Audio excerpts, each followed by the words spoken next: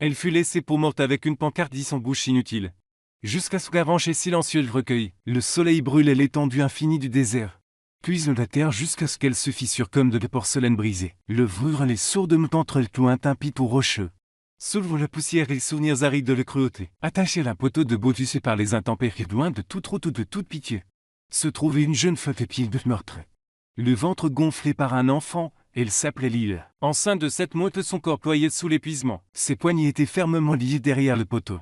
Ses chevilles écorchées vifs, les cordes avaient entaillé sa peau. Un chiffon rêche taché de soie était enfoncé dans sa bouche nouée derrière sa tête. Et son cou pendait une pancarte musclée grossièrement avec du fil de fer. On pouvait y lire bouche inutile. Elle essayait de crier mais rien ne sortait de seulement son rôle brisé guttural. Ses lèvres bougeaient, ses yeux suppliaient. Mais le son qui s'échappait d'elle n'était qu'un gargouillis d'eau pitoyable. Sa gorge avait été lacérée de l'intérieur et violemment. Ses cordes vocales sectionnaient, même son souffle ne pouvait plus former un mot. Une rafale de vent soulevait ses cheveux blonds emmêlés, ses yeux clignèrent sous les piqûres du sable. Quelques paroles où des sabots résonnaient, des rires éclataient grossiers de son cœur. Elle ne sert plus à rien maintenant, criait le veau d'un homme. Laissez les vautours son régal. C'est pas comme si elle pouvait le raconter qui que ce soit, raille une autre voix. Laissez le désert parler, puis le silence. L'île s'affaissa contre le poteau, ses genoux cédant. Le bête en elle bougeant comme s'il sentait les peurs monter dans sa poitrine. Ses larmes se mêlaient de sueur le sang. Mais elle n'avait plus de force de pleurer et vous votre domptait qu'elle le put. Et puis faiblement à travers l'air s'étevint un son différent de grincement sourd du cuir. Le pète de sabot, une ombre s'étirait sur le sable de voie longue et stable. Ce n'était pas celle d'un vautour ou d'un monstre, c'était celle d'un homme. Une grande silhouette descendue d'un cheval noir, ce silhouette encadrée par le soleil. Il portait un chapeau étage borzabesque à foulard autour du cou. Les manches de sa chemise étaient retroussées, exposant des avant-bras burinés par le tour de travail. Il ne dit pas un mot au début, il n'eut pas besoin. Il s'approcha et que ses yeux tombèrent sur elle saignante tremblante et il se figea. Le silence entre eux était lourd de choc et de fureur. Mais pas le genre de fureur qui vient avec le cadre, c'était une fureur froide et délibérée. Dangereuse, il passait la main derrière sa tête et défit doucement les baillons de tissu. Le rattrape alors qu'il tombait. Elle essayait de parler, d'avertir et d'expliquer. Mais seul des halets rauques et brisés s'échappèrent, ses bouches bougent. Formant des mots invisibles. Chut, dit-il. Ses voix douces comme du coton mais fermes comme du pain, ne vous faites pas de mal, il s'accroupit sortant un couteau de sa ceinture. La lame brillait d'un éclair argent alors qu'il coupait les cordes autour de ses poignets et de ses chevilles. Elle s'effondrait dans la vente et il le rattrapait de ses bras. Les soulevant comme si elle ne pesait rien. Je vous tiens, murmura-t-il, ses mains s'agrippèrent faiblement sa chemise. Elle essayait toujours de parler. Sa gorge produisait un cliquetis comme pour le supplier de comprendre. Il baissait les yeux, vit le tremblement de ses lèvres. Le gonflement de son ventre. Je ne sais pas qui vous ait fait ça, dit-il lentement. Mais ils ne vous toucheront plus. Elle levait les yeux vers les cieux gris de couleur d'orage. Et un instant le temps s'arrêta, pas parce qu'il était un étranger, mais parce qu'il ne l'était pas, d'une manière ou d'une autre. Quelque chose dans son regard lui disait qu'il connaissait ce genre de douleur, même. Cicatrice, mais le même silence. Il l'ajusta dans ses bras, siffla doucement vers son cheval. Puis monta de selve détenue près de lui. Alors que le cheval se dirigeait vers les colis, il parlait de nouveau. Doucement mais avec certitude, je m'appelle Thomas. Il baisse les yeux sur elle une fois de plus. Incertain si elle pouvait l'entendre clairement. Pouvez-vous me dire votre nom? Lily essaya, sa bouche s'ouvre et son souffle se bloque, et encore une faute. Rien, juste le murmure brut et brisé de l'air d'une gorge qui ne fonctionnait plus. Elle secoua la tête et des larmes coulent enfin. Tom veut jeter la tête une fois, ce n'est pas grave, dit-il, vous n'avez pas parlé. Il pensait, les vols les poursuivaient tandis qu'il chevauchait. Sous le vol de sable en plomb traînait derrière les sabots. Deux votes loin ou loin, cachés parmi les arbres secs et les affleurements rocheux. Attendait une cabane battue par les votes silencieuses en attente. Et dans les bras de Tom, pour les premières fois depuis des jours, il cessa de trembler. Puis parce qu'elle était aux sécurités, pas encore, mais parce que quelqu'un enfin s'était arrêté assez longtemps pour les voir. La cabane était nichée entre deux collines escarpées. Témoin silencieux du truc des intempéries, ce n'était rien de grandiose. Juste du bois et de les pieds, mais elle dégageait de la chaleur. Alors que Tomé porte l'île sur le porche. Le grincement des planches les accueillit comme une chanson familière. Il ouvrit doucement la porte faisant attention de ne pas bousculer son corps blessé et entra. L'intérieur était sobre mais propre, un lit de camp près du mur. Un foyer noirci par les vieilles fumait une table avec une seule chaise. Des étagères garnies de conserves et d'outils faits main. Tomé les déposa délicatement sur le lit. Puis s'agenouiller à côté d'elle, il ne parlait pas, il apportait une bassine d'eau tiède. Des linges propres et une boîte de pommade. Avec les douceurs d'un père s'occupant d'un enfant, il tamponnait ses lèvres fendues. Nettoyait le sang séché de son visage d'envelopper ses poignées de gaz. Quand il atteignit enfin sa gorge qu'il hésitait puis continue. L'expression tendue, ses blessures lui en disaient plus que n'importe quel mot. Lille l'observe, son corps tremblait de douleur. Mais son cœur battait d'un calme étrange et brut, cette haute, c'est étrange. Ne le regardait pas avec dégoût ni désir ni pitié. Il ne posait pas de questions, il n'exigeait pas d'explications, il était simplement présent. Stable et silencieux, elle tressait lorsqu'il écartait doucement une mèche de cheveux humides de sa joue, il s'arrêta. Croisait son regard, elle s'attendait à voir du jugement, elle ne vit qu'une résolution tranquille. Les lumières vacillèrent une fois. Puis s'éteignirent, une rafale de vent dehors hurlait contre les murs alors que les tempêtes du désert approchaient. Tom soupira doucement et se dirigeait vers le foyer. En quelques minutes, des flammes dansèrent dans les cheminées, projetant des éclats d'or et d'orange sur les murs en bois. Il posa une couverture en laine sur elle et je borda doucement sous ses pieds, puis d'un tiroir. Il sortit un petit carnet à crayon. Il le posa à côté d'elle sur le lit, fit un léger signe de tête. Lila hésita puis tendit les mains, ses doigts tremblants, lentement. Elle écrivait « Je m'appelle Lila, je ne peux plus parler ». Elle tourna le carnet vers lui, il le lut. Puis il regardait hocher la tête, elle s'attendait à quelque chose de des questions de sympathie. Peut-être même de larmes, mais il ne lui donnait rien de tout cela. Il arrache simplement le page et plia une fois et les range soigneusement dans sa poche. Comme si ces mots comptent, comme s'ils avaient leur place en lieu sûr. Tom ne dormit peu dans le lit cette nuit-là. Il tire un vieux fauteuil et bascule près du feu. Sa elle gardait un œil sur la porte, l'île s'endormait d'épuisement et le submerge enfin. Ses dernières visions furent les silhouettes de Nahum dans l'ombre immobile comme une sentinelle. La nuit s'épaissit, le vent fit claquer des volets. Un coyote hurla, le feu siffle prend contre une bûche récalcitrante. L'île se réveilla sur ce jeu de cœur battant, un instinct. Elle ne sut pas l'été, ses mains volèrent vers son ventre, le bébé donna un léger coup. Sur ses côtés vivants et combatifs, elle tournait la tête, Tommy était toujours dans le fauteuil mais cette fois. Il ne regardait pas le feu, il le regardait. Ses coudes reposaient sur ses genoux et ses mains jointes entre eux, une de ses mains s'avançait. Très doucement se posait sur sa couverture, son ventre s'élevait comme une petite colline. Ce n'était pas un contact audacieux, c'était un bouclier faveux. Un homme promet silencieusement une vie qu'il ne savait pas pouvoir encore donner. L'île ne bougea pas, sa gorge brûlait, ses yeux s'emplirent. Et pour les premières fois depuis les douleurs, depuis les trahisons, depuis le désert, elle ressentit quelque chose qui ressemblait à la paix. Tom levait les yeux quand elle remua, elle croisait son regard puis pour les premières fois. Elle ne le détourna pas, il ne parlait pas, elle ne pouvait pas, mais c'était suffisant. La tempête arrivait, plus lourde et basse. D'épais nuages avalent le clair de lune tandis que le tonnerre grondait sur les collines arides. À l'intérieur de des petites cabanes, il agrippait le bord du jet de souffle court et de visage pâle. Cela ne faisait que 3 jours qu'elle était arrivée.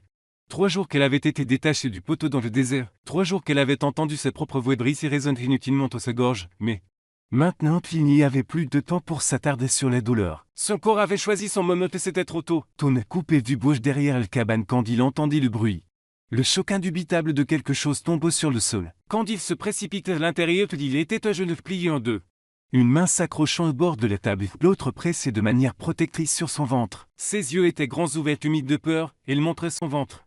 Puis le sol, ses respirations étaient rapides. Saccadé, il n'y avait pas de citron, elle était au travail. Thomas de panique, il ne parlait pas non plus, mais ses yeux balayèrent rapidement les pieds. Calculant, il attrapait les bassifles remplis d'eau de les bouilloires qu'il avait laissés mijoter sur le feu. Il disposait des serviettes propres et des couvertures. Tout ce qu'il pouvait trouver qui semblait assez stérile, il retroussa ses manches. S'agenouilla au côté d'elle. Elle serra ses mains fermement, ses ongles s'enfonçant dans sa peau, ses mâchoires se crispaient de douleur. Mais qu'un cri ne sortit. Sonnant et gémissements étouffés trottait à bout de souffle. Comme si son corps essayait de crier pour elle. Thomas serra ses mains entre toutes et stable inébranlable, il l'allongea doucement sur le lit. Plaça des serviettes pliées sous ses hanches, rapprochait la table pour tout garder à portée de main. La pluie commence à frapper le toit de grands coups sourds. Comme si le ciel lui-même martelait le rythme avec sa douleur. Lila ferma les yeux, la sueur coulant sur ses tempes, ses jambes tremblaient à chaque contraction.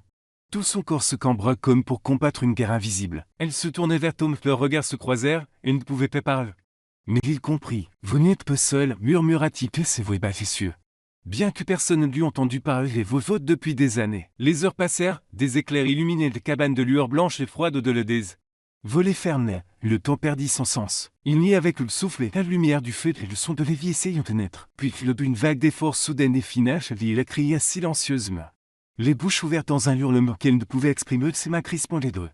Et puis, le pied se remplit d'un son qui ne venait pas d'elle, c'était le cri d'un bébé personne exigeant. Vivant, Tom cligna des yeux sous le chaud. Ses mains tremblaient légèrement alors qu'il tenait le petit corps glissant. Un garçon de ses poumons puissait de ses membres s'agitant. Ses yeux se plissant contre la lumière, qu'il enveloppait rapidement le bébé d'une serviette douce. Il fut posé sur la poitrine de Lila. Ses mains bercèrent immédiatement le nourrisson, son corps s'effondre d'épuisement. Mais ses yeux s'emplirent de quelque chose de plus brillant que des larmes, c'était tout, c'était la vie. Tom recula, il regarda l'enfant. Et quelque chose dans sa poitrine se brisa, il se tourna sans un mot, se dirigeait vers la porte. L'ouvrit sur la pluie, dehors. Le vol frappait comme un baptême, il sortit sur le porche agrippé rampe bouée jusque ce que ses jointures blanchissent, ses épaules se soulevaient et s'abaissaient de chaque respiration. Mais quoi sont sortis de lui, aucun sanglot, seule l'onde bleue une partie venant du ciel. Une partie de ses yeux, il restait immobile comme les pierres tandis que le tonnerre résonnait, et qu'à cet instant un homme qui n'avait plus prononcé plus de quelques mois qu'une décennie, qui avait enterré ses vols avec son fils, se laissait briser, mais paix de douleur, de quelque chose d'autre, quelque chose de plus doux, quelque chose qui commençait. Les jours passèrent tranquillement, chacun marqué par le petit rythme de la survie. Le bébé que l'île avait nommé en écrivait le nom sur un morceau de papier plié. Apportait vide dans les cabanes d'une manière qu'aucun d'eux n'avait prévue. Ses doux pleurs se fait son poing chaud dans ses bras. Chaque instant lui rappelait que les vies avançaient même si ses voix ne le pouvaient pas. Comme elle s'était mise à sculpter pendant les longues heures, il fabriqua un petit berceau web. C'est d'être soigneusement poncé juste avec des courbes douces et sans arrêt de vivre. L'île regardait travailler depuis ses places près du foyer. Mika dormait contre sa poitrine, et ne pouvait pas exprimer sa gratitude. Mais il le lisait dans ses yeux. Un soir après que Mika se fut endormi que le vent murmurait contre les murs. L'île s'assit à côté du berceau. Le feu jetait une lueur dorée sur son visage, tandis qu'elle écrivait soigneusement sur un petit morceau de papier déchiré à l'arrière d'un vieux registre. Je pensais que je ne méritais pas d'être mère, je pensais que l'amour était une cloute d'église. Gentillesse, j'ai fait confiance à un homme qui disait des choses douces, qui faisait des promesses. Quand je lui ai dit que j'étais enceinte, il me traitait de menteuse. Il a dit que j'étais un monstre essayant de le piéger, puis il a introduit ses autres. Ils se sont assurés que je ne pourrais plus jamais mentir, ils ont pris ma voix. Elle posa le papier à côté de l'effort endormi de Mika et restait un moment. Ses mains reposant doucement sur le côté du berceau comme pour se prémunir contre le souvenir. Thomas trouvait l'anneau des heures plus tard après qu'elle fût allée se coucher. Il vit la lumière du feu de ses doigts tremblants au bord du papier. Son souffle coupé, on l'imagine, enceinte effrayée que craque mutile laissée pour morte. Un flot d'images envahit son esprit que s'effate son rire dans la cuisine. Le bruit des pas de leur fils sur le planche. Le moment où il sentit le fumée issu que le monde brûlait, il n'avait pas pu le sauver pendant 10 longues années qu'il n'avait parlé de personne. Non par colère, mais parce qu'il n'y avait plus personne pour l'entendre. Maintenant il était de nouveau assis silencieux, mais c'était différent, ce n'était plus vide. La femme qui dormait dans le couloir avait survécu à quelque chose de monstrueux. Et elle avait continué. Tom pliait doucement la note comme si c'était quelque chose de sacré. Il les plaça dans un tiroir à côté des autres qu'elle avait écrites. Il se dirigeait vers le berceau, regardant les petites poitrines de Mick et se soulevait s'abaisse. Une vide et de la douleur mais remplie de paix. Le feu crépitait doucement, il marcha silencieusement dans le couloir et s'arrêtait de ses portes. Elle était allongée sur le côté de Stone et l'air couette remontait sur ses épaules. « Je sais que tu ne peux pas m'entendre comme avant, dit-il doucement. La première phrase complète qu'il prononçait vaut faute depuis des jours, peut-être des semaines. Mais je dois le dire quand même, il entre. Juste assez pour que ses voix de réveil te du bébé, je sais ce que c'est de perdre quelqu'un. De tout perdre. Je vécu au silence parce que je ne savais pas comment parler sans eux, expira-t-il. Mais tout que tu parles sont d'une certaine manière. Je t'entends plus clairement que quiconque que j'ai jamais connu. Elle ne bougea pas, il faillit se retourner pour partir. Mais il vit alors que le très léger mouvement de son épaule, et l'écoutait. Tomé sourit faiblement. Tu ne peux peut-être pas parler, murmura-t-il, mais le savais-tu? Tu as un sourire magnifique, l'air était immobile. Quand tu souris à ton garçon, je le vois. Et je me souviens de ce que c'était de croire à quelque chose de bien. Il n'attendit pas de réponse, il reculait simplement dans le couloir. Laissant la porte se refermer derrière lui avec un léger déclic. Et dans des champs papiers, il essuya l'unique larme qui roulait sur ce jeu de de chagrin. Mais de quelque chose d'autre, quelque chose comme l'espoir. Le soleil matinal avait à peine franchi la crête quand le bruit des sabots brisait le calme. La poussière s'élevait du bord de la propriété. 4 cavaliers approchant rapidement à travers les broussailles baltant en tête. 3 suivraient avec l'assurance d'un mec qui n'a jamais dit non. L'île vit le première depuis les fenêtres de la cuisine. Son souffle se coupe, les cuillères bois. Tombée de ses mains claquait sur le sol. Elle se précipite vers le porte de cœur battu et regarda vers le pâturage. Où Tom réparait les clôtures, leurs regards se croisèrent une demi-seconde, et il n'y eut besoin d'écrire un mot. Il comprit immédiatement. Thomas s'essuyait les mains sur son pantalon, jetait le marteau et commençait à marcher le peu. Délibérément vers l'avant de la cabane. Le cavalier de tête arrêta son cheval et descendit avec une aisance arrogante. Tapotant la poussière de sa veste. Son visage était plus dur maintenant, plus buriné que dans le souvenir de Liv. Mais Vrictus était le même, c'était lui le Tom qui avait ruiné sa voix.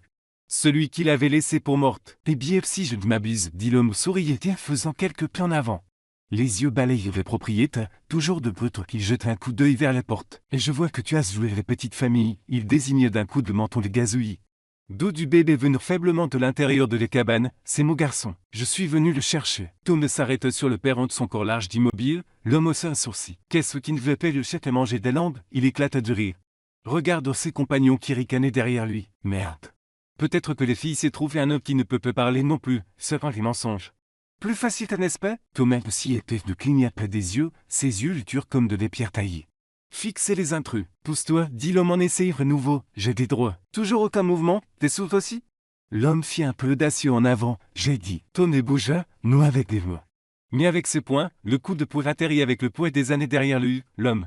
Qui tube en arrière, crachant du sur stupéfait. Avant qu'il ne puisse récupérer Tom était sur lui, le deuxième coup craqueux sur ses mâchoires. L'envoyant au sol, les trois autres hommes firent mine de dégainer leurs armes. Mais quelque chose dans le regard de Tom les arrêtait net, ce n'était pas seulement un homme. Défendre une femme, c'était un homme qui avait tout perdu une fois et qui n'allait pas laisser cela se reproduire. Deux des hommes firent demi-tour et s'enfuirent sans un mot, le troisième reculait lentement. Les paumes levées puis suivies, le faux père essayait de se relever et gémissait. Mais Tom l'attrapait par la chemise et le forçait à se mettre à genoux, la poussière s'accrochait. La sueur sur leurs deux visages. Tommy regarda l'homme dans les yeux profondément sans faillir. Et pour les premières fois depuis des années, sa voix tranchait comme une lame. Elle n'a plus besoin d'un père, dit-il. Lentement et fermement, il a besoin de quelqu'un qui sait comment le protéger. L'homme se fige, ses mots atterrirent plus lourdement que des poings. Thomas le lâcha, l'homme s'affaisse en arrière, haletant de douleur et d'humiliation. Il regardait vers la maison de Verlive, qui se tenait avec Mickey dans les bras. Silencieuse et forte de l'encadrement de la porte et ses yeux flamboyants de fureur et de fierté. Va-t'en, dit Thomas montrant le sentier, ne reviens pas. L'homme se relevait en se débattant. Chancela jusqu'à son cheval y monta avec une malédiction murmurait, mais il ne regardait pas. Arrive qu'une seule fois, quand la poussière retomberait que le bruit des sabots s'estompait au loin. Le jeune redevint calme, Thomas se retourna. Ses lèvres saignaient, ses jointures étaient écorchées. Mais ses épaules se détendirent le regardant, elle n'avait pas fui, elle ne s'était pas cachée. Elle était restée. Leurs regards se croisèrent, l'île s'avança, une main tenait toujours Mika, l'autre se tendit. Prit doucement le poing meurtri de Tom dans les siennes, et il le portait ses lèvres et l'embrassa. Merci, disait le geste, pas seulement pour t'être battu, mais pour m'avoir choisi. Tom hochait les têtes, bouche de mots maintenant, aucun n'était nécessaire, car sur cette terre. Sous ce ciel qu'ils avaient enfin trace qu'une nuit ils l'avaient franchi ensemble. Le compas laissait plus que des bleus. Les côtes de Tom lui faisaient mal à chaque respiration. J'eus une fine coupure au-dessus de son sourcil ressaigné sur sa tempe, tachant de col de sa chemise. Mais il n'avait pas si ni que les poids frappés. Nicole de Passe était revenu sous la forme d'un homme qui considérait autrefois les femmes comme une propriété. Maintenant, alors que le soleil déclinait à l'horizon, baignant la cabane d'une lumière dorée. Tom était assis sur le bord de la table de la cuisine, chemise déboutonnée, tandis que Lily soutenait le côté de lui avec des mains tremblantes une aiguille enfilée d'un fil. Noir grossier, il n'avait pas protesté quand elle lui avait fait signe de s'asseoir. Il avait simplement penché la tête et attendu immobile et patient. Les doigts de Lily tremblaient alors qu'elle nettoyait les plaies, le son suintait lentement. L'entaille sur son épaule, ses mottes si stables lorsqu'elle s'occupait du micro étaient maintenant incertaines. Non par une expérience mais par quelque chose d'entièrement différent, la peur, mais pas de lutte ou pas de les blessures. Pas de la violence, la peur de ce que signifiait ce souci à nouveau. Elle s'arrêta et prit une feuille de papier, son écriture était plus lente que d'habitude. Le crayon grattant de manière inégale. J'ai peur, pas de ce qui s'est passé, j'ai peur parce que je sens mon cœur se réveiller. Elle le lui tend de ses yeux scrutent son visage, il le lui puis il regarde. Et pour les premières fois, Thomas sourit. C'était un petit sourire précésiteur comme s'il avait oublié comment faire. Mais il était réel. Elle lui sourit retourne faiblement. Ils retournèrent ses tâches, le fil perçait les potes, il tressaillit mais ne fit aucun son. Plus tard cet après-midi-là, que la cabane fut de nouveau silencieuse et que Mika s'était endormi après avoir mangé. Lily sortit sur le porche. Le vent avait changé, la chaleur de la journée s'était adoucie quelque chose de plus frais. De plus indulge. Elle tenait Mika près dès que le berce lentement. Ses lèvres effleuraient ses cheveux doux, et il bougeait sa bouche pour former un seul mot, espoir. Aucun son ne sortit, mais cela n'avait pas d'importance. Thomas soutenait juste l'intérieur de l'encadrement de la porte observant. Il vit ses bouches former le mot vil épais dans ses yeux. Et d'une voix épaisse par des années de silence il murmure rire. Elle se tourne avec les yeux écarquillés, il n'avait jamais dit son mot auparavant. Jamais une seule faute même après toutes les pages qu'elle avait écrites. Tous les jours qu'il avait partagés. L'hiver, dit-il à nouveau à peine plus fort qu'un souffle, se voulait autre inutilise. Mais elle portait plus de poids que n'importe quel cri. Elle se dirigeait lentement vers lui, tenant toujours Mika. Il déglutit difficilement. Merci. Dit-il, la voix tremblante d'avoir fait respirer à nouveau cette maison. Elle reste fiche de non par peu mais par autre chose, de l'émerveillement. Peut-être, de l'incrédulité, le genre d'immobilité qui ne vient que lorsque quelque chose de sacré se produit. Il s'avance, déflore une mèche de cheveux de son visage, sa main s'attarda sur ce joue. Les callosités chaudes contre ses peaux, elle se penche de son contact, puis il s'en demande les permissions. Elle plaçait douce un nuquet de ses bras, il prit l'enfant comme s'il tenait de la lumière. Fragile de sa croque nouvelle, elle écrivit un mot d'os de la vieille enveloppe qu'elle trouvait près de la porte. Famille, elle lui montra. Ses yeux piquèrent d'une chaleur soudaine. Oui, murmura-t-il. Ils s'assirent ensemble sur les marches du porche et le bébé entre eux. Le ciel vaste rempli de les brumes roses d'un soleil couchant, plus aucune voix n'était nécessaire. Ce soir, les eaux du désert s'étaient adoucies. Les jours s'allongeaient de se réchauffer un peu que la terre bien que toujours sèche et dure.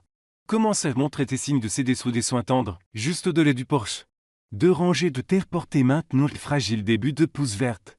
Extrait de la terre par les mains patientes de l'île. Elle n'avait jamais rien planté auparavant.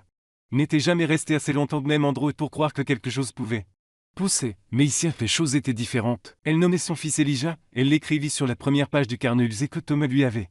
D'un taux sous la date de sa naissance, une seule phrase d'Elijah de celui qui survit. C'était le nom de la résilience des tempêtes bravées.